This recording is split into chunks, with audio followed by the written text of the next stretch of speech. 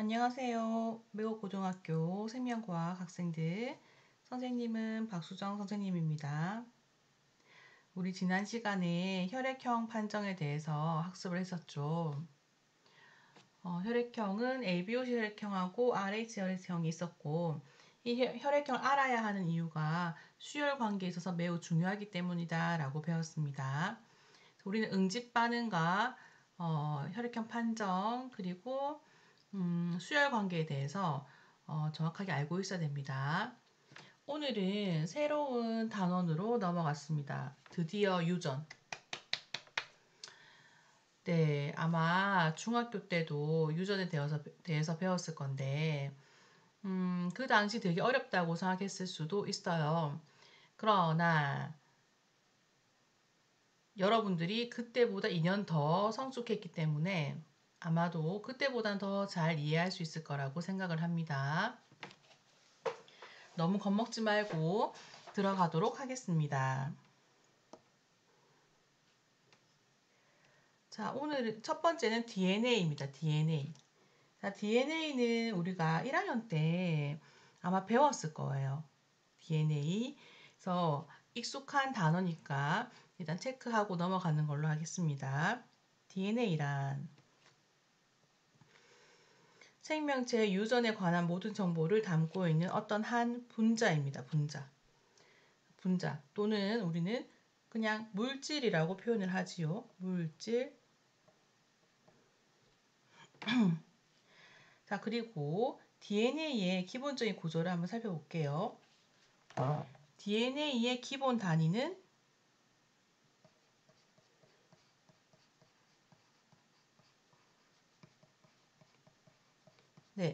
뉴클레오타이드입니다.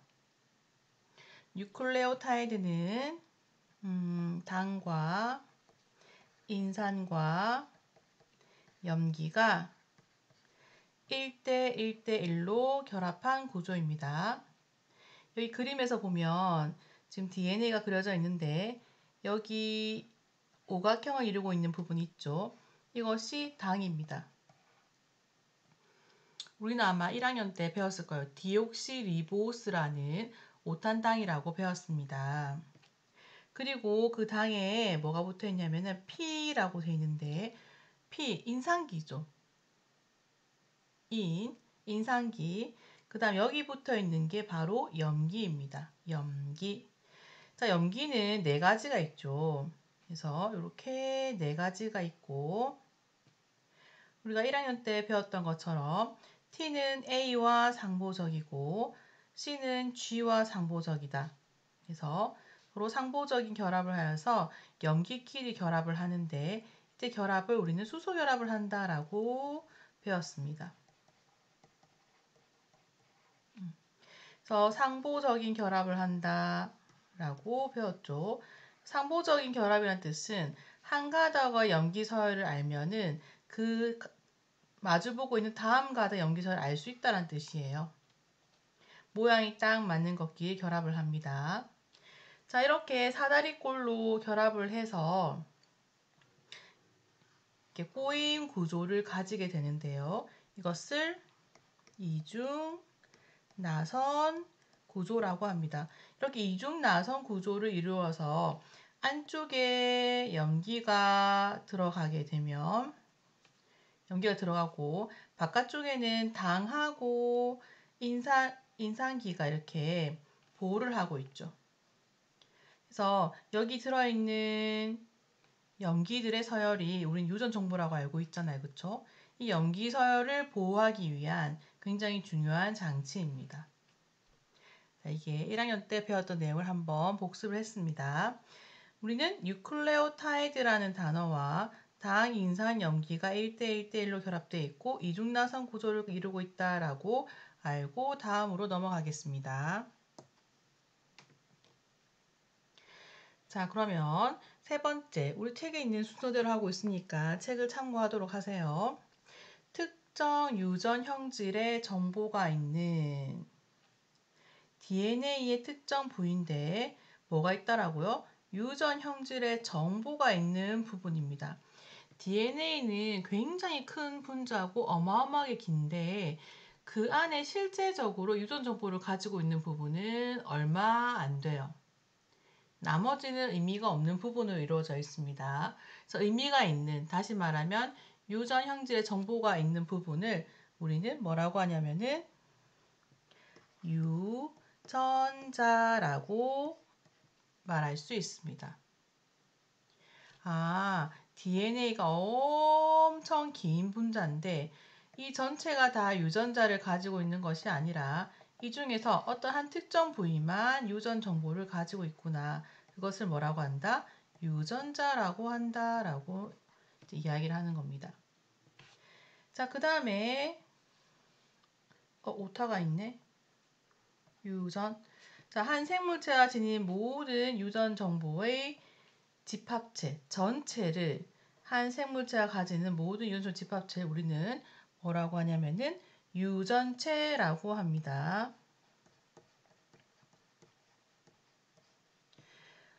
이것을 영어로 하면 게놈 또는 지놈이라고 하는데요.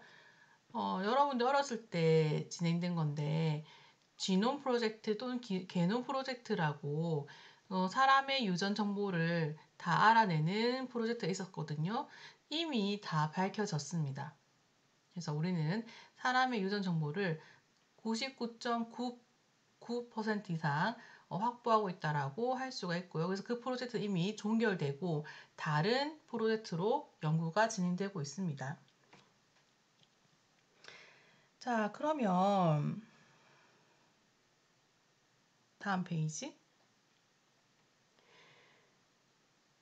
DNA와 유전자와 염색체의 관계에서 우리 염색체의 구조를 한번 살펴볼게요. 이 페이지는 굉장히 많은 정보를 가지고 있기 때문에 집중하고 꼼꼼하게 체크를 해야 됩니다. 일단 그림부터 한번 살펴보도록 할게요.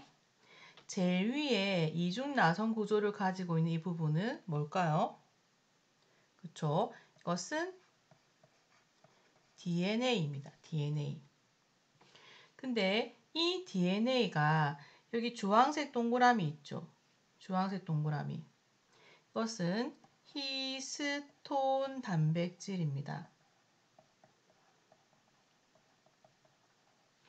이 히스톤 단백질은 DNA가 2바퀴 반 감고 있는 이 하나의 구조, 요 하나의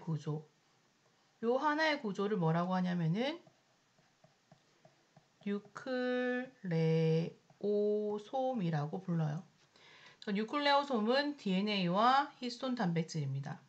그래서 히스톤 단백질이 있고 DNA가 2바퀴 반 감고 있는 요 한 단위를 우리는 뉴클레오솜이라고 합니다.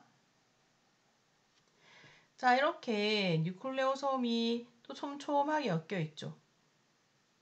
여기서 촘촘하게 엮여 있고요. 이걸 더 길게 연결되어 있는 실처럼 보이는 이 부분을 뭐라고 하냐면 염색사라고 합니다. 여기 사자가 실사자예요. 실처럼 보인다라고 이제 염색사라는 이름이 붙여졌습니다. 자, 그리고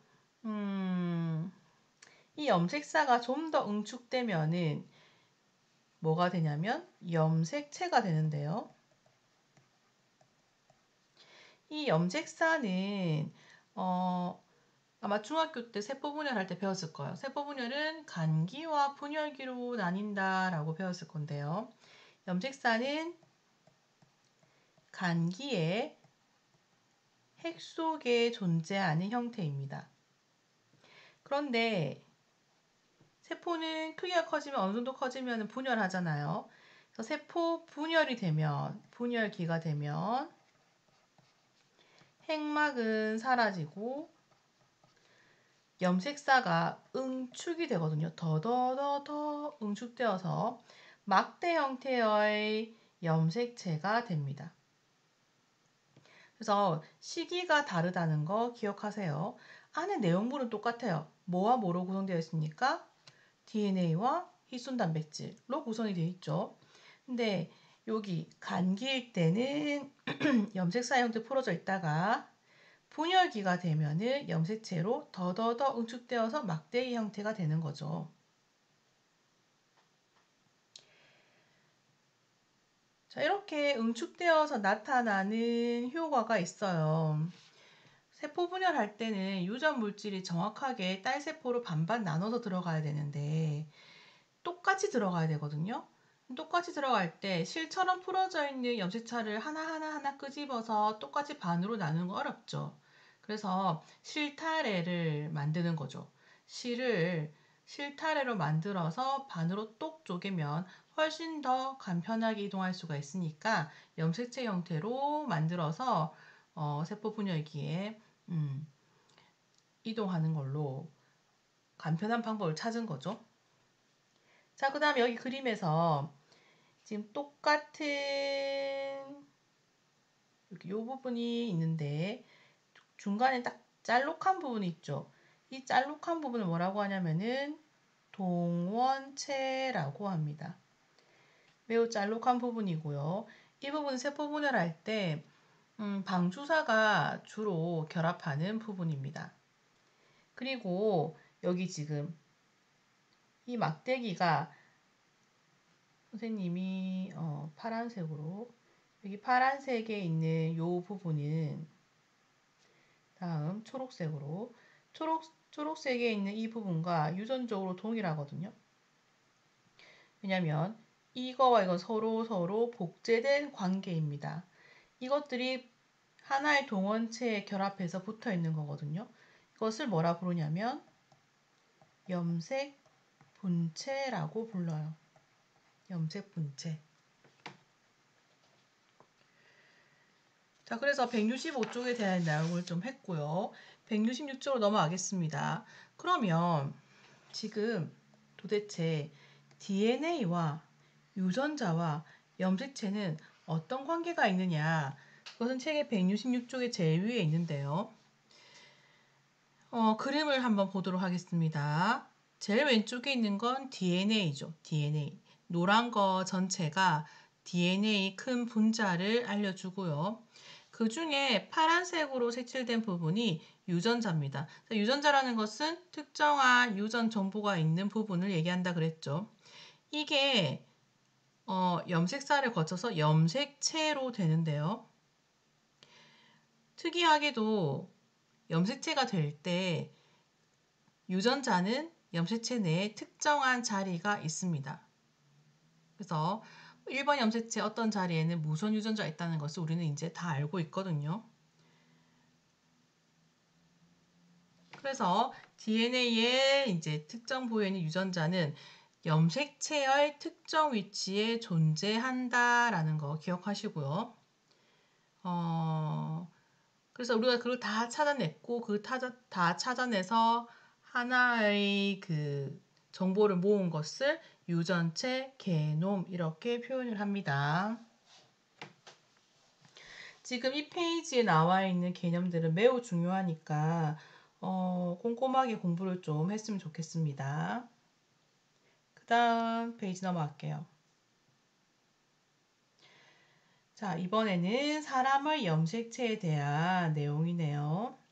첫 번째, 세포에 들어있는 염색체의 수, 모양, 크기, 약간 물리적인 특성이죠.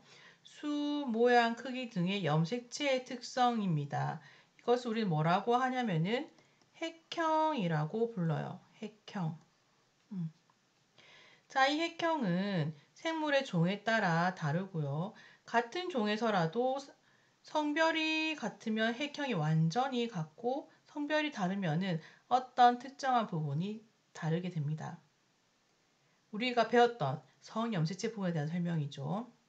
지금 밑에 있는 그림이 바로 사람의 염색체를 이제 핵형 분석을 한 거예요. 핵형 분석.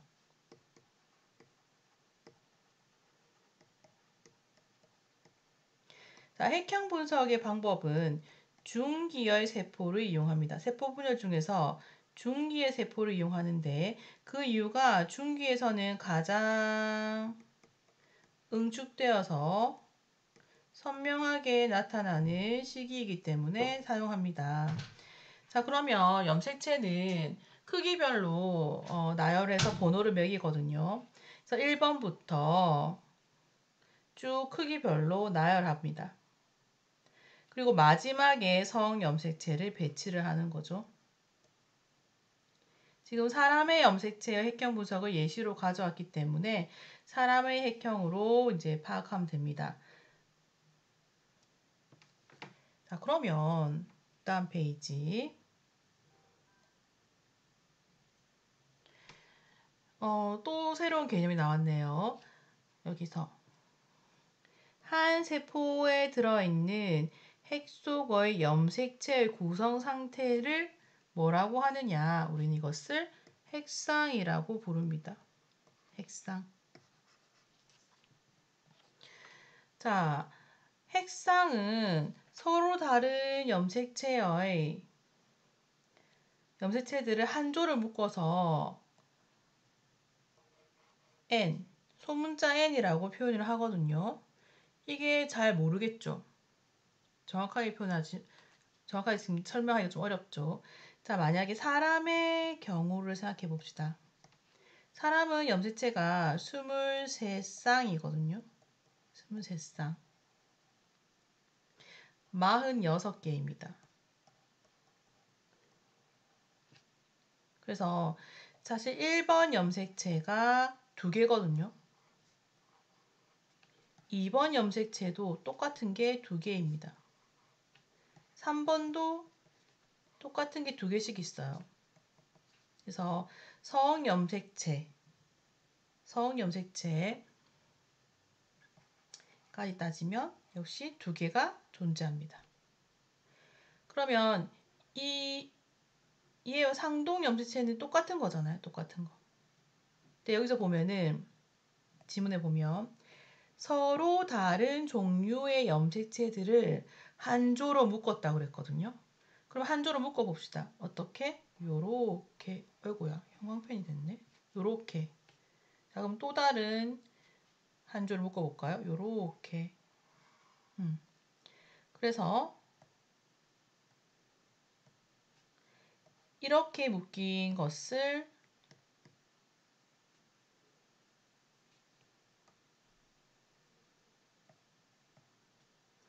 서로 다른 염색체가 묶인 것을 N이라고 표현하고 또 이렇게 서로 다른 염색체 묶인 것을 N이라고 표현합니다.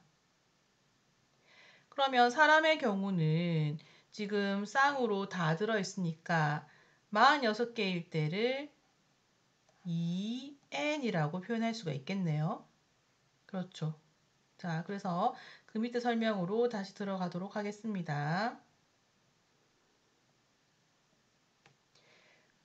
자, 밑에 설명에 부계와 모계로부터 염색체를 한 조씩 물려받습니다.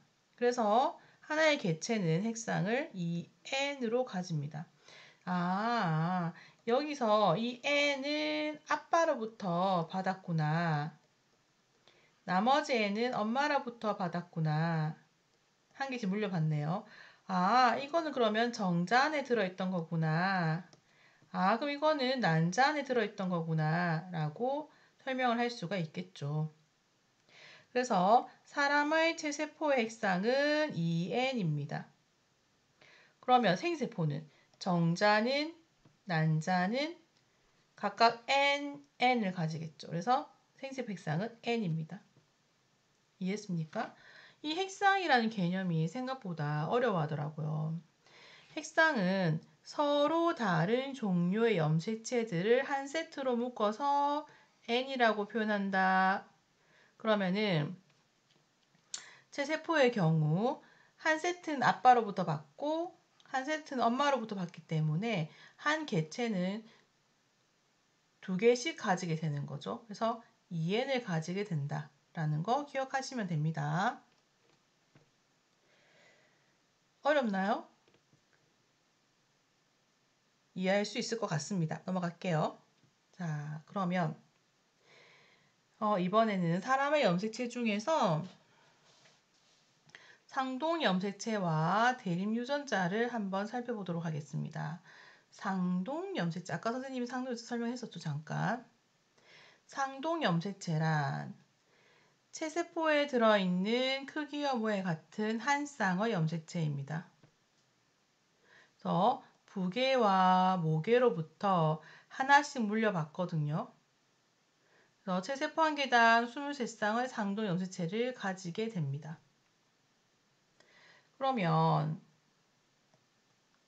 대립 유전자 한번 살펴볼까요? 대립 유전자랑 이 대립 유전자라는 말은 중학교 때 이제 유전을 배우면서 한번 다뤘을 거예요. 그래서 하나의 형질에 관여하는 유전자의 쌍을 대립 유전자라고 합니다. 맨델의 실험에서 콩의 색깔, 노란색, 그 다음에 녹색, 이게 하나의 형질, 색깔이라는 형질에 노란색, 녹색이라는 두 가지 종류, 즉 한 쌍을 이루고 있는 것을 우리가 대립 유전자라고 표현을 하거든요. 또 있죠. 대표적인 예를 살펴보면 사람의 경우 혐알기가 된다, 안 된다. 혐알기라는 형질에 대해서 혐알기가 된다, 안 된다라는 유전자가 쌍으로 존재하는 거죠. 이렇게 쌍으로 존재하는 것을 대립 유전자라고 표현을 하는데 이 대립 유전자는 상동 염색체의 같은 위치에 존재합니다. 그렇구나. 그래서 그 옆에 그림을 한번 살펴볼게요. 자, 여기서 지금 이 아이와 이 아이는 모양과 크기가 같은 염색체이므로 상동 염색체거든요.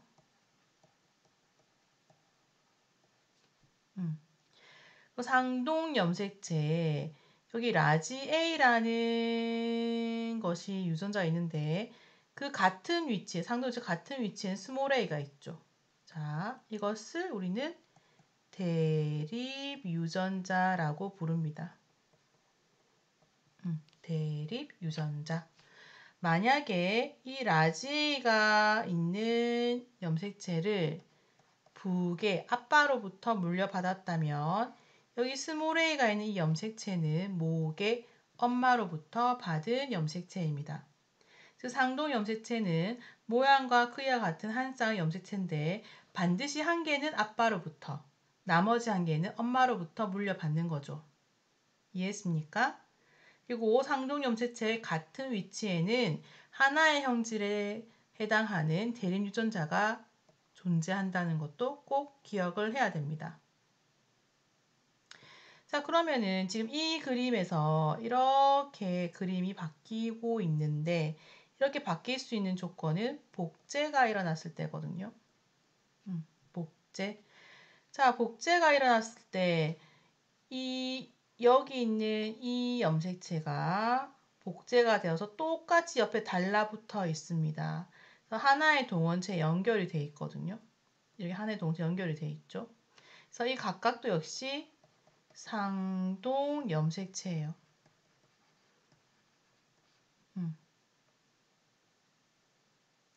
그런데 여기 지금 한 가닥 한 가닥은 따로 이제 뭐라고 부르냐면 염색 분체라고 부릅니다. 그러면 염색 분체끼리는 서로 복제된 거니까 여기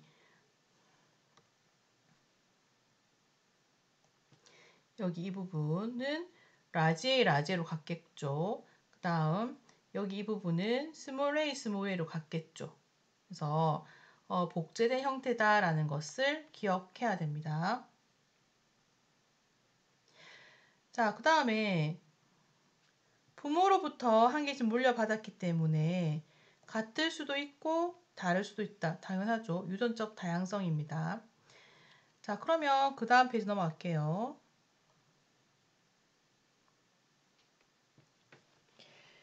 자, 이제 사람의 염색체에 대해서 설명을 하도록 하겠습니다. 사람의 염색체는 상응 염색체와 서응 염색체로 나뉘어 설명할 수가 있네요.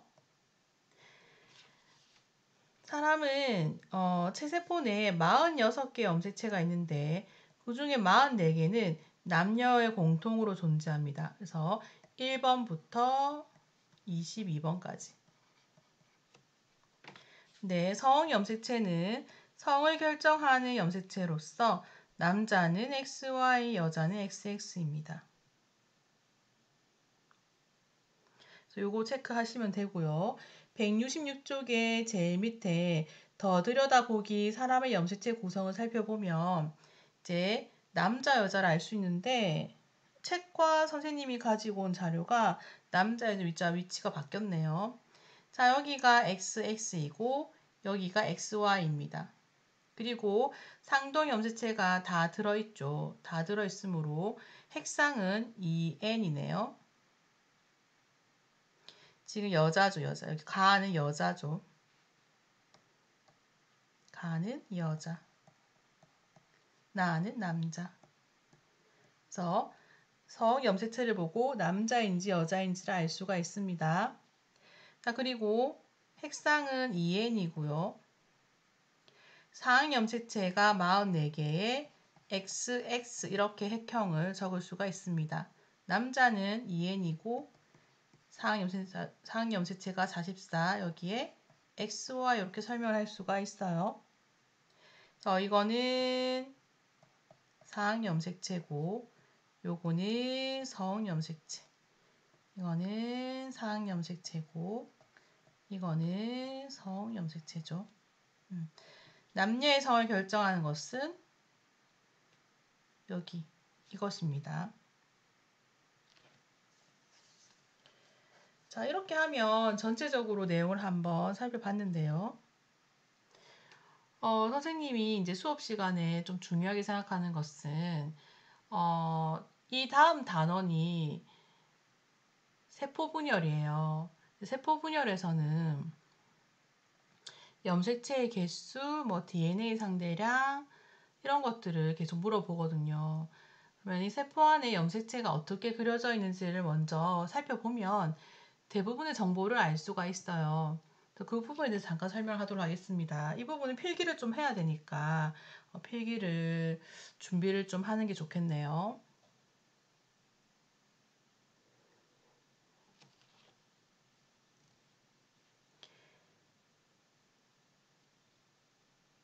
자, 여기 지금 선생님이 이렇게 상동 염색체를 그렸습니다.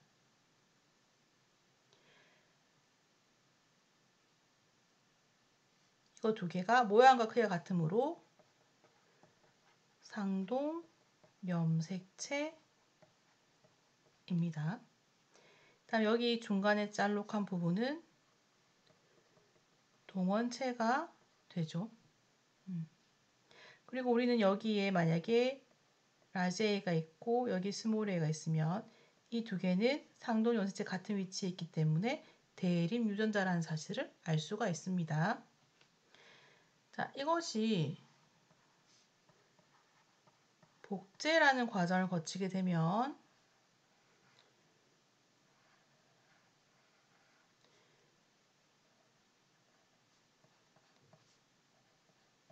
똑같은 이 부분이 복제가 돼서 달라붙는 거거든요. 그래서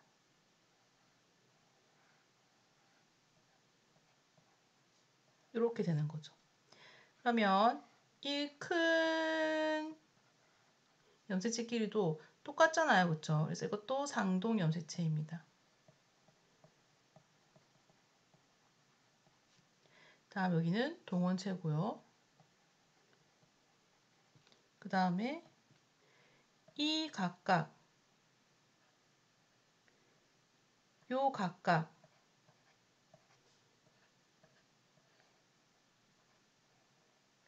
이것은 염색 분체입니다. 지금 우리가 집중해야 할 것은 동원체와 상동염색체와 염색 분체예요.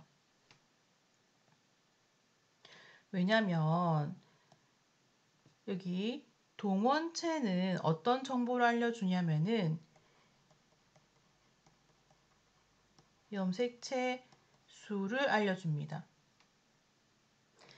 여기서 염색체가 총 몇 개야 물으면 2개죠. 하나, 둘. 여기서도 염색체가 몇 개야 물으면 염색체는 2개입니다. 이게 부피가 증가했을 뿐이지 염색체 수는 바뀐 게 아니거든요. 그래서 염색체 수를 이제 계산을 할 때는 동원체의 개수로 자르면 정확합니다. 이해할 수 있겠죠?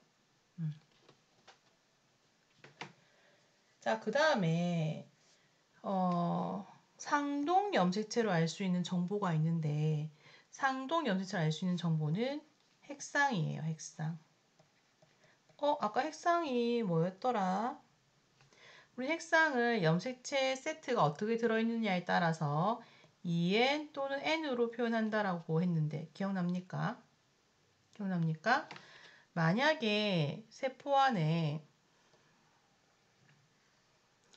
상동 염색체가 이렇게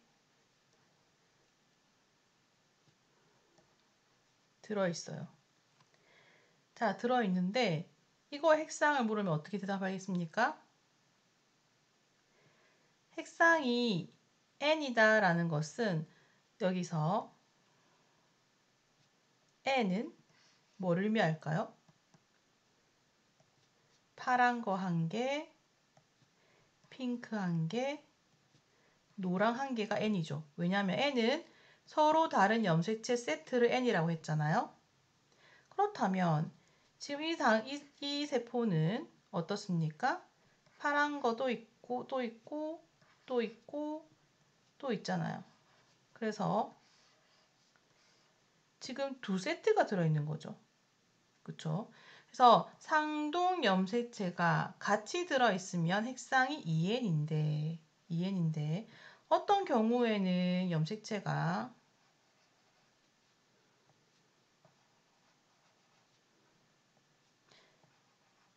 이렇게 들어있을 수도 있거든요. 자, 이렇게 들어있으면 핵상이 어떻습니까? n인 거죠. 왜냐하면 염색체가 파란 거, 그 다음 핑크, 그 다음 노란 거 한 세트밖에 안 들어있잖아요. 핵상 2n이 되려면 이게 또 하나 더 들어있어야 되는데 그래서 상동 염색체가 둘 다 들어있으면 핵상은 2n이고요. 상동 염색체가 둘 다 들어있지 않으면 하나씩밖에 없으면 그때는 핵상이 바로 뭐다? n이다 라고 표현할 수가 있습니다. 오, 이해했습니까? 자, 그러면 이번에는 세 번째 정보, 염색 본체인데요. 염색 본체는 DNA의 상대량을 알 수가 있어요. 염색 본체의 부피 변화를 가지고. 자, 우리는 염색체의 구성 성분에 대해서 다시 한번 생각해 봅시다. 염색체의 구성 성분은 뭡니까? DNA와 히스톤 단백질이죠. 자, 그러면 지금 이 안에 DNA가 굉장히 촘촘하게 들어가 있단 말이죠. 이제 복제가 됐어요. 복제가 돼서 여기 있던 것이 똑같이 이렇게 달라붙은 거거든요. 그러면 이렇게 복제가 되었을 때 염색 분체 부피가 2배로 증가했죠. 그쵸? 그래서 이때의 DNA의 상대량을 2라고 한다면 이때는 부피가 2배로 뻥 튀겨졌거든요. 그래서 DNA 상대량이 이때와 비교했을 때 2배가 되었으므로 4가 됩니다. 양이잖아, 양. 부피 변화, 양적 변화죠.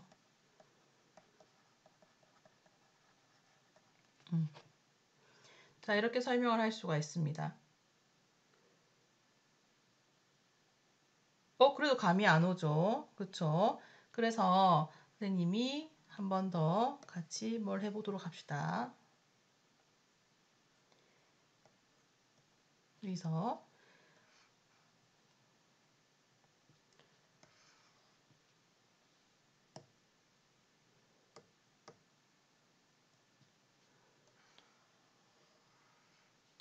지금 선생님이 세포를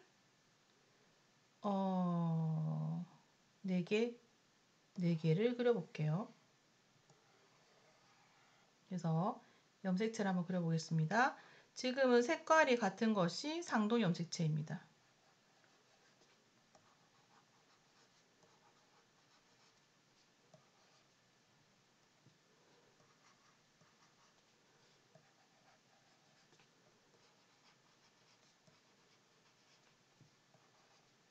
하나 더 할까?